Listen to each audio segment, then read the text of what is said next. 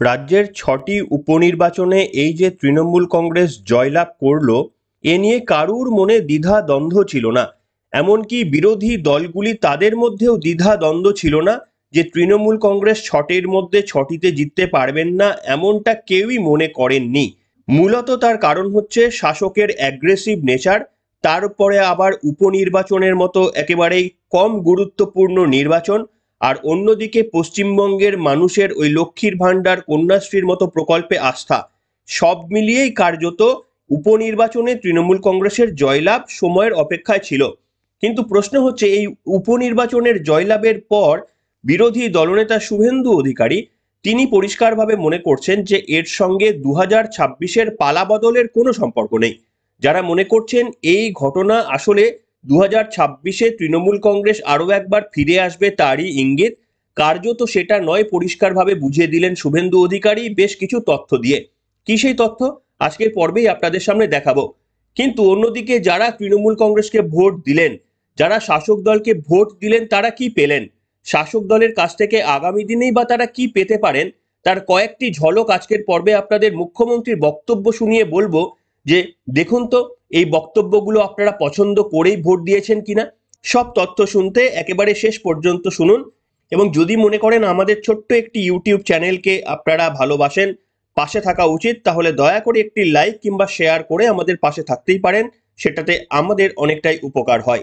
Anyway, নমস্কার, welcome to simple as ABC. আপনাদের সকলকে স্বাগত জানিয়ে শুরু করছি আজকের বিশেষ খবর। দেখুন, এমনিতেই আপনাদের বেশ কিছু তথ্য এই উপনির্বাচন সংক্রান্ত গত রাতের পর্বে জানিয়েছি, তাহলে আজকে নতুন কি বলবো? নতুন অনেক কিছু আছে। তার মধ্যে আমি শোনাতে চাইবো, এই যে উপনির্বাচনে যারা শাসক দলকে ভোট দিলেন, তৃণমূল কংগ্রেসকে আরো একবার জয়যুক্ত করলেন, আপনারা কি পেলেন? রাজ্যের শাসক দলকে আপনারা এই যে ভোট দিলেন কিছু তো পাওয়ার আশায়, কি পেলেন? কোন মুখ্যমন্ত্রীর কাছ থেকে আপনাদের দাবি, তিনি কি দাবিগুলো পূরণ করতে পারবেন? সেগুলো আসুন তো কয়েকদিন আগের রাজ্যের মাননীয় মুখ্যমন্ত্রীর প্রশাসনিক বৈঠকের একটি মন্তব্য আপনাদের শোনাচ্ছি। বেশ কয়েকটা মন্তব্য শোনাবো, তার মধ্যে এটি প্রথম। শুনুন তো কোন মুখ্যমন্ত্রীকে দেখে ভোট দিয়েছেন, একবার দেখুন, এই ভিডিওটা একবার দেখুন। আমি একটা কথা বলি, রাজীব কুমার তুমিও আছো, এটা কিন্তু প্রেসের সাথে ডাইরেক্ট কানেক্টেডও আছে। কিছু জিনিস ইমিডিয়েট ইউ টেক কেয়ার। হয়তো তুমি চেষ্টা করো, কিন্তু local police is not helping. সবাইকে বলছি না, আমি একাংশ। পলিটিক্যাল নেতাদের নামে সবাই বদনাম করে বেশি। 5 টাকা খেলে 500 টাকা বলে দেয় চোর। কিন্তু পলিটিক্যাল নেতারা টাকা খাওয়ার আগে 10 বার ভাবে জনগণের টাকা খাওয়া কি উচিত। তাদের নিজস্ব একটা দায়বদ্ধতাও থাকে। কিন্তু লোয়ার লেভেলে কিছু অফিসার্স, কিছু কর্মী যারা এই গভর্নমেন্টকে ভালোবাসে না, এবং তোমার পুলিশেরও কিছু লোক, তারা টাকা খেয়ে আজকে বালি চুরি বলো, কয়লা চুরি বলো, সিমেন্ট চুরি বলো, জয়গাঁওতে এত পাথর পড়ে আছে। শুনলেন বন্ধুরা, যার বক্তব্য আপনারা শুনলেন, আশা করি চিনতে কারোর ভুল হয়নি। তিনি আমাদের রাজ্যের বিগত 12 বছর ধরে চলে আসা রাজ্যের মাননীয় মুখ্যমন্ত্রী মমতা বন্দ্যোপাধ্যায়। কি বললেন আশা করি আপনারা সকলেই শুনলেন। রাজীব কুমার তার উদ্দেশ্যে রাজ্যের মাননীয় মুখ্যমন্ত্রী বললেন যে তোমাকে এবার রেসপন্সিবিলিটি নিতে হবে, তার কারণ রাজ্যের পুলিশের, নিচুতলার পুলিশের এক অংশ, তারা বেশ কিছু দুর্নীতি কাণ্ডে জড়িত বলে মুখ্যমন্ত্রী ইঙ্গিত করলেন। এবং তিনি বললেন যে পলিটিক্যাল নেতাদের বদনাম করা হয় বেশি, কেন না তারা 5 টাকা খেলে বলা হয় 500 টাকা খেয়েছে, আর পলিটিক্যাল নেতারা 5 টাকা খাওয়ার আগে তারা 10 বার ভাবে, কারণ তাদেরও মানুষের প্রতি দায়বদ্ধতা রয়েছে। শুনলেন রাজ্যের মাননীয় মুখ্যমন্ত্রীর বক্তব্য, অর্থাৎ তিনি পরিষ্কারভাবে স্বীকার করলেন পলিটিক্যাল নেতারা 500 কোটি নয় 5 টাকা খান, এটা একেবারেই স্বতঃসিদ্ধ। রাজ্যের মাননীয় মুখ্যমন্ত্রী, প্রশাসনিক প্রধান, তিনি নবান্নের সভাগৃহে একেবারে সরকারি একটি জায়গা থেকে বলছেন পলিটিক্যাল নেতারা 5 টাকা খান। এ নিয়ে কিন্তু অহেতুক তর্ক বিতর্ক হয়। এখানে 5 টাকাটা সম্ভবত কোটিতে নিয়ে যাবেন, তার কারণ প্রশাসনিক ব্যাপার, এখানে কোনো হিসাব লক্ষে হয় না, সমস্ত হিসাব ধরুন মিনিমাম কোটি কিংবা শত কোটি, হাজার কোটি বা লক্ষ কোটিতে এর হিসাব হয়। কাজেই আমি যদি মিনিমামটাও ধরে নিই, 5 কোটিতে যদি ধরে নিই, তার মানে 5 কোটি খেলে পলিটিক্যাল নেতাদের 500 কোটি টাকা চুরি করেছে বলা হয়, কিন্তু তারা এই টাকা খাওয়ার আগে 10 বার ভাবেন টাকাটা তাদের খাওয়া উচিত কিনা। তারপর ভেবে যখন দেখেন না টাকাটা খেয়ে নেওয়াই উচিত, তখন তারা 5 কোটির বদলে 500 কোটি বা 10 কোটিও খেয়ে নিতে পারেন। এই হচ্ছে একটা অবস্থা। রাজ্যের মাননীয় মুখ্যমন্ত্রী এক্স্যাক্টলি বলেননি এটা, কিন্তু যেটা বলেছেন সেটাও কম কিছু নয়। আপনারা শুনলেন যে 5 টাকা খাওয়া যায় কিন্তু 500 টাকা নয়। এই রকম যে রাজ্যের মুখ্যমন্ত্রীর ধ্যান এবং ধারণা, এইভাবে যে মুখ্যমন্ত্রী রাজ্যকে পরিচালনা করতে চান, তার কাছ থেকে কি কি পাওনা থাকতে পারে পশ্চিমবঙ্গবাসীর, এটা তো খুব একটা আমার বোধগম্য হয় না। যদিও পশ্চিমবঙ্গের মানুষ তারা একদিকে আরজি কর কাণ্ডে বলবেন উই ওয়ান্ট জাস্টিস বলে রাস্তায় নামবেন, এই রাজ্য প্রশাসনের বিরুদ্ধে ফেসবুকে কিংবা টুইটারে একেবারে ঝড় তুলবেন, আবার তাদের মধ্যে সম্ভবত কেউ কেউ আবার ভোটের লাইনে গিয়ে সবটাই ভুলে যাবেন এবং তারপরে মমতা বন্দ্যোপাধ্যায়কে জয়যুক্ত করে ওই সবুজ আবির খেলবেন কিংবা সবুজ রসগোল্লা খাবেন। এই হয়ে গিয়েছে পশ্চিমবঙ্গের একটা রীতি এবং নীতি। এই রীতি এবং নীতি থেকে আমরা মুক্ত পাবো এমন সম্ভাবনা অন্তত বিগত 10 বছরে তো নেই। তারপরে ধরুন 15 বা 30 বছরের সময় তখন একটি দেখা যেতে পারে। সেই কারণে সকালের পর্বে আপনাদের বলেছিলাম যে দেখুন, মানুষের এই কষ্টার্জিত করের টাকা পশ্চিমবঙ্গের মতো রাজ্যে নির্বাচনের মাধ্যমে কি ব্যয় করার কোনো প্রয়োজন রয়েছে? তার কারণ এই যে কোটি কোটি টাকা খরচ হচ্ছে নির্বাচনে, তার রেজাল্ট তো একই এবং আগামী 10-15 বছরেও এই রেজাল্ট পরিবর্তন হবে এমন কোনো সম্ভাবনা নেই, সে বিরোধীরা যাই বলুক না কেন। তাহলে এই নির্বাচনের টাকা যদি নির্বাচনে খরচ না করে যদি পশ্চিমবঙ্গের মানুষের দানছত্র প্রকল্পে ছড়িয়ে দিতে পারতেন, তাহলে না হয় আরো বেশি কিছু টাকা এই আমার আপনার মতো মানুষদের কাছে যদি দানছত্রের মাধ্যমে বিকিয়ে দিতে পারতেন বিভিন্ন ভান্ডার প্রকল্পের মাধ্যমে, তাহলে বোধহয় পশ্চিমবঙ্গবাসীর পকেটে কিছু টাকা ঢুকতে পারতো। কিন্তু অহেতুকে নির্বাচন করার কি কোনো মানে রয়েছে, এই প্রশ্ন করেছিলাম।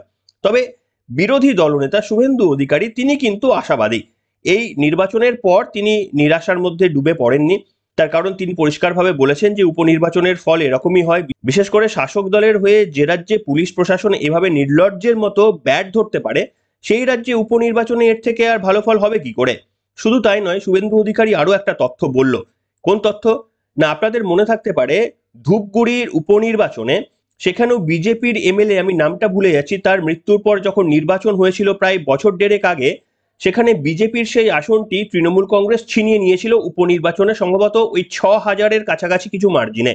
কারণ আপনাদের সেখানে মনে রয়েছে অভিষেক বন্দ্যোপাধ্যায় চালিয়ে ব্যাট করেছিলেন, তিনি বলেছিলেন ধূপগুড়িকে মহকুমা বানাবেন, এই সমস্ত প্রচুর প্রতিশ্রুতি দেওয়ার ফলে সেখানে কিন্তু তৃণমূল কংগ্রেস উপনির্বাচনে বিজেপিকে হারিয়ে দিয়েছিল, যদিও সেটা বিজেপির জেতা সিট ছিল। কিন্তু এরপরে এই যে 24-এ লোকসভা নির্বাচন হয়ে গেল মাস 6 আগে, সেখানে ওই ধূপগুড়ির আসনটিতে বিজেপি অন্তত 11,000 ভোটে এগিয়ে রয়েছে। অর্থাৎ মাত্র 1-1.5 বছর আগে হয়ে যাওয়া উপনির্বাচন যেখানে তৃণমূল কংগ্রেস জিতেছে, লোকসভার নিরিখে সেখানে কিন্তু বিজেপি অনেকটাই এগিয়ে রয়েছে। তাই যারা ভাবছেন যে এই উপনির্বাচনের ফল দিয়ে এটা বোঝা গেল যে 2024-এ কখনোই বিজেপি ক্ষমতায় আসবে না কিংবা কখনোই তৃণমূলকে সরানো যাবে না, তারা একেবারেই ভুল ভাবছেন। অন্তত বিরোধী দলনেতার এমনই বক্তব্য। আসুন তিনি কি বলেছেন, একটা লম্বা বক্তব্য, পুরোটাই শোনাবো আপনাদের, শুনুন। এবং মহারাষ্ট্রের মতোই নির্বাচন। তবে এক্ষেত্রে আমি বিরোধী দলনেতা, আমি সংগঠনের আভ্যন্তরীণ বিষয়ে নাক গলাই না, যুক্তও থাকি না। আমি শুধু একটা জিনিস উপলব্ধির মধ্যে দিয়ে বলতে পারি, আমি সিপিএমের বিরুদ্ধে লড়াই করেছি, গণ আন্দোলন করেছি এবং অনেক গণ আন্দোলনে বর্তমান শাসক দলের নেতৃত্বে তখন হয়েছে 11-র আগে, তাতে প্রত্যক্ষভাবে যুক্ত থেকেছি, কেস খেয়েছি ইত্যাদি। তাতে দুটো জিনিস আমার উপলব্ধিতে এসেছে, নির্বাচনমুখী সংগঠন এবং আন্দোলনমুখী দল বা মোর্চা। এটা আমাদের করা উচিত। আমাদের হাতে মাত্র 1 বছর আছে, ভোটাররা প্রস্তুত আছে এবং সকলেই 26-এর জন্য অপেক্ষায়। এই 6টা আসন নিয়ে কেউ ভাবেনি। আমি আপনাদেরকে উদাহরণ দিলাম ধূপগুড়িতে 1 বছর আগে বিজেপি বিধায়ক বিষ্ণু রায়ের প্রয়াণে উপনির্বাচনে পিসি ভাইপো পুলিশকে দিয়ে দখল করে অনেক মিথ্যা প্রতিশ্রুতি দিয়ে অনেক বাড়ি বাড়ি কাজ, চাকরি বাকরি, মহকুমা ইত্যাদি অনেক ঢপবাজি করে জিতেছিলেন 4000। যখন জেনারেল ভোট হয়েছে আমরা জিতেছি 20,000, এই মাস 6 আগে, গত এপ্রিল-মে মাসে। তো এখানেও মাদারিহাটের ক্ষেত্রে আপনি প্রমাণ হয়ে যাবে যে আমরা 26-এ জিতব। শুধু মাদারিহাট নয়, নৈহাটি, তালডাংরা এবং মেদিনীপুর আসন 26 সালে ভারতীয় জনতা পার্টি জিতবে। হাড়োয়া আমরা কোনোদিনই জিতিনি, ভবিষ্যতেও জিতব না, কারণ সেখানে 80% মুসলমান থাকে, আর মুসলমানরা মহারাষ্ট্র কংগ্রেসকে এবং তার অ্যালায়েন্সকে ভোট দিয়েছে, ঝাড়খণ্ডেও তাই করেছে। আর সিতাইতেও প্রায় 40% কাছাকাছি মুসলমান আছে, যদিও সিতাইতে 21-এ আমাদের ভালো ফাইট হয়েছিল 5000। সিতাই আমরা ভালো লড়বো, সমানে জিতবে কিনা জানি না 26-এ। তা আপনি আমার নাম করে লিখে রাখুন, কারণ ওপারেই তো আমি ফাঁকা করে দিয়েছি পূর্ব মেদিনীপুর। আমার কাঁথি পুরসভা জোর করে দখল করে মমতা ব্যানার্জির গুন্ডারা 22 সালে দখল করে জিতেছিল কাঁথি পুরসভা। মমতা ব্যানার্জি বিধানসভায় দাঁড়িয়ে আমাকে বলতেন আপনি আপনার এলাকায় হেরে গেছেন। ওই কাঁথিতে তো লোকসভা ভোটে কি হয়েছে মানুষ দেখেছে। 21টা ওয়ার্ডের মধ্যে 19টা ওয়ার্ডে বিজেপি, 50,000 ভোটে আমি কাঁথি জিতিয়েছি। এই হলো পশ্চিমবাংলার তথ্য।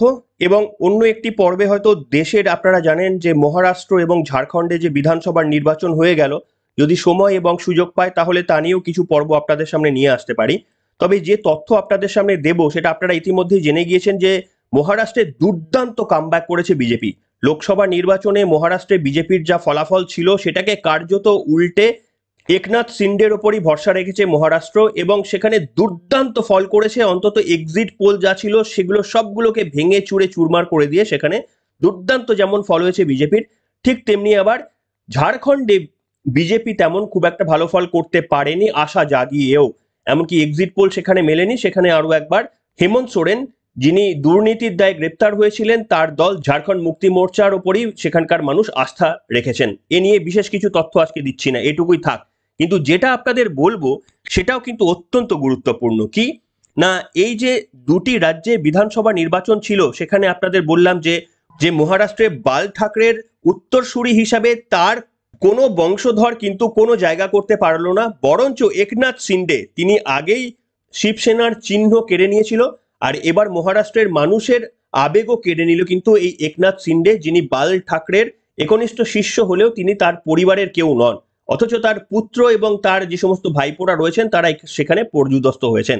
এছাড়াও গোটা দেশ জুড়ে প্রচুর জায়গায় উপনির্বাচন হয়েছে। একমাত্র পশ্চিমবঙ্গে শুধুমাত্র ইন্ডি জোট ভালো ফল করেছে, তাও আবার তৃণমূল কংগ্রেসের হাত ধরে। কিন্তু দেশের বাকি সমস্ত জায়গায় ইন্ডি জোট একেবারেই ভরার ডুবির সম্মুখীন হয়েছে এবং বিজেপি সেখানে কামব্যাক করেছে। এটা একটা অত্যন্ত গুরুত্বপূর্ণ বিষয়। তার কারণ কিছু তথ্য আপনাদের সামনে আমি দিতে চাইবো। যেমন ধরুন উত্তরপ্রদেশ, আপনারা জানেন যে উত্তরপ্রদেশে খারাপ ফলের জন্যই কিন্তু এবারে লোকসভায় বিজেপির এই খারাপ ফল হয়েছিল, সেটা আপনারা সকলেই জানেন। এই উত্তরপ্রদেশে 9টি বিধানসভা কেন্দ্রে উপনির্বাচন ছিল এবং সেইখানে অখিলেশ যাদবের সমাজবাদী পার্টি যেভাবে লোকসভা ভোটে ফলাফল করে চমকে দিয়েছিল, তাই এই উপনির্বাচনে কি হতে চলেছে তার একটি পরীক্ষা ছিল, ছোট পরীক্ষা। সেই 9টি বিধানসভার মধ্যে কিন্তু বিজেপি 6টি আসনেই জয়লাভ করেছে এবং মাত্র 2টিতে জিতেছে সমাজবাদী পার্টি। অর্থাৎ লোকসভা নির্বাচনে যা ঘটেছিল তার উল্টোটা ঘটলো কিন্তু এই 9টি বিধানসভা কেন্দ্রে, যেটা বিজেপির জন্য অত্যন্ত সুখকর খবর। এবং আসামে 5টি বিধানসভা কেন্দ্রের উপনির্বাচনে বিজেপি 3টি আসনে নিজেদের দখলে রাখার পাশাপাশি একটি আসন কংগ্রেসের হাত থেকে ছিনিয়েও নিয়েছে। এরপরে আসি ধরুন মরু রাজ্য রাজস্থান, সেখানেও কংগ্রেসের শক্তিক্ষয়ের ইঙ্গিত স্পষ্ট। 7টি বিধানসভা আসনের মধ্যে 5টি নিজেদের দখলে রাখতে পেরেছে বিজেপি। বিহারেও কিন্তু বিজেপি এবং এনডিএ তাদের দাপট দেখিয়েছে। অর্থাৎ গোটা রাজ্য জুড়ে যদি খেয়াল করেন তাহলে শুধুমাত্রই পশ্চিমবঙ্গ বাদ দিয়ে ইন্ডি জোট ধরাশায়ী হয়েছে বিজেপির কাছে।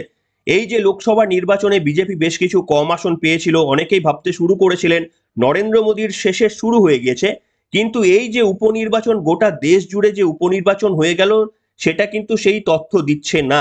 বরঞ্চ লোকসভা নির্বাচনে যা যা ফল হয়েছিল তার থেকে বেশ কিছু ঘুরে দাঁড়ানোর অনেক কিন্তু ইঙ্গিত বিজেপি দেখাচ্ছে বিভিন্ন রাজ্যে। তার তথ্য আপনাদের সামনে তুলে ধরলাম।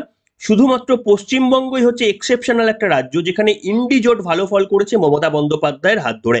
তার কারণ দেখুন, পশ্চিমবঙ্গে যেভাবে নির্বাচন হয় গোটা রাজ্যে তো আর সেইভাবে সেই মডেলে নির্বাচন হয় না। তাই সেই কারণেই পশ্চিমবঙ্গ সব সময় এক্সেপশনাল। সেটা কংগ্রেসের যখন জামানা ছিল তখনও বলতে পারেন, সিপিএম এর যখন জামানা ছিল তখনও বলতে পারেন, আর তৃণমূল কংগ্রেসের জামানা সেই একই রেওয়াজ কিন্তু চলে আসছে। এবং সব থেকে দুঃখের বিষয় কি জানেন, যে পশ্চিমবঙ্গের এত কিছু ঘটনা আমাদের সাধারণ মানুষকে নাড়াতে পারে না। আমরা এতটাই অসংবেদনশীল যে 5 থেকে 75 বছরের নারীরা যে রাজ্যে অসুরক্ষিত, সংবাদ মাধ্যম খুললেই যেখানে নারী ধর্ষণের মতো বিভৎস ঘটনা এবং পুলিশি প্রশাসনের নিষ্ক্রিয়তা, এর পরেও রাজ্যের মহিলারা যে মমতা বন্দ্যোপাধ্যায়কে আস্থা রেখেছেন, ফ্যামিলি মেম্বারদের, মধ্যবিত্ত যে সমস্ত ছাত্রছাত্রীরা রয়েছে তাদের চাকরি নেই, শুধুমাত্র এই তৃণমূল বা জয় বাংলা বলা ছাড়া যাদের এই মুহূর্তে আর কোনো দিশা নেই, মানে বেশিরভাগের যারা ভালো তারা তো সবসময় ভালো, অন্য রাজ্যে গিয়ে তারা চাকরি পেয়ে যায়, আর যারা কম মেধা সম্পন্ন তারা শ্রম দেওয়ার জন্য অন্য রাজ্যে চলে যায়। মধ্য মেধার যারা রয়েছে তারা কিন্তু এই রাজ্যে জয় বাংলা বলা ছাড়া আর যাদের কোনো কাজ থাকে না, তারা বা তাদের ফ্যামিলি পর্যন্ত চাকরি চুরি হয়ে যাওয়ার পরেও, এত দুর্নীতি দেখার পরেও সেই বড় অংশ তৃণমূল কংগ্রেসের ওপরে যে আস্থা দেখিয়েছে, আরজি করে যে ঘটনা চোখ খুলে দিল, এমনকি এই যে হাসপাতালের মধ্যে গিয়ে আপনি ট্রিটমেন্ট পাবেন না সঠিকভাবে, যে ডাক্তারদের কাছে আপনি যাচ্ছেন তারা আদতে ডাক্তারই নয়, তারা টুকলি করে পড়াশোনা করেছে, এমনকি তারা ইনজেকশন পর্যন্ত দিতে পারেন না বলে ডাক্তারদের তরফ থেকেই ওই অভিযোগ আনা হয়েছে। এদৎ সত্ত্বেও পশ্চিমবঙ্গের মানুষ এতটাই নাকি অসংবেদনশীল যে কোনো ঘটনায় তাদের নাড়াতে পারে না। এটা যে শুধুমাত্র এই 2024-এর পশ্চিমবঙ্গবাসীর কথা বলছে এমনটা নয়, আদতে পশ্চিমবঙ্গবাসীর এটাই চরিত্র। সেই কারণেই তো কংগ্রেস এতদিন ক্ষমতায় থাকতে পেরেছে। তারপরে সিপিএম কে এই অনাচার, এই অবিচার সহ্য করে, এই চাকরিহীনতার দিনের পর দিন কাটিয়ে বঙ্গবাসী সিপিএম এর উপর 34 বছর আস্থা দেখিয়েছে। ঠিক তেমনি করেই তো তৃণমূল কংগ্রেসের ওপর এই 12-13 বছর হলো, এখনো ধরুন আরো মিনিমাম 14-15 বছর তো রয়েছে তৃণমূল কংগ্রেসের ওপর আস্থা দেখাবে পশ্চিমবঙ্গবাসী। এত অসংবেদনশীল রাজ্য ভারতের মধ্যে আর কোথাও পাবেন না। তার কারণ অন্যান্য রাজ্যে ছোট থেকে ছোট ঘটনাও সেখানকার মানুষকে নাড়িয়ে দেয় এবং তার উত্তর তারা ভোট বাক্সের মধ্যে সেই রাজ্যের সরকারকে দিয়ে দেয়। পশ্চিমবঙ্গ এমন একটি রাজ্য, এখানে যা কিছু হয়ে যাক 30 বছরের আগে কিন্তু আমরা কিছুতেই নড়ব না। একটা হচ্ছে আমাদের এই এক অংশের বৈশিষ্ট্য, আর একটা হচ্ছে শাসক দল কিভাবে ভোট করাতে হয় সেটা খুব ভালোভাবেই তারা জানেন। পুলিশ প্রশাসনকে ব্যবহার করে নির্বাচনী মেশিনারিজ যা যা রয়েছে সেইটা নিয়ে কিভাবে রাজ্যে ক্ষমতায় টিকে থাকা যায় সেটা এই রাজ্যের থেকে ভালো কেউ জানে না। তাই কংগ্রেসের আমলে যে শিক্ষা ছিল সেটা তারা পাশ করে এসেছিল সিপিএমকে, সিপিএম তাদের শিক্ষাটা দিয়ে এসেছে তৃণমূলকে, আর তৃণমূল কংগ্রেস বিদায়ের আগে সম্ভবত সেই শিক্ষাটা নতুন যে পার্টি আসবে, সম্ভবত বিজেপি, আর তো কেউ কাউকে দেখছি না, তো তাদেরকে এই শিক্ষা দিয়ে যাবে। এটাই পশ্চিমবঙ্গের ভাগ্য বিধাতার লিপি হিসাবে দেখতেই পারেন। যাই হোক, কি বলবেন বন্ধুরা, আপনারা কতটা খুশি পশ্চিমবঙ্গের এই নির্বাচন নিয়ে, রাজ্যের মাননীয় মুখ্যমন্ত্রীর পদক্ষেপ নিয়ে? আপনারা কি বলছেন? এই ধরনের মন্তব্য যে মুখ্যমন্ত্রী করেন তার সম্পর্কেই বা আপনারা কতটা আস্থা রাখতে পারেন? এই সম্পর্কিত বিষয়গুলো আজকে লিখে জানান না আমাদের পর্বে। এখনকার মতো এখানে শেষ করলাম।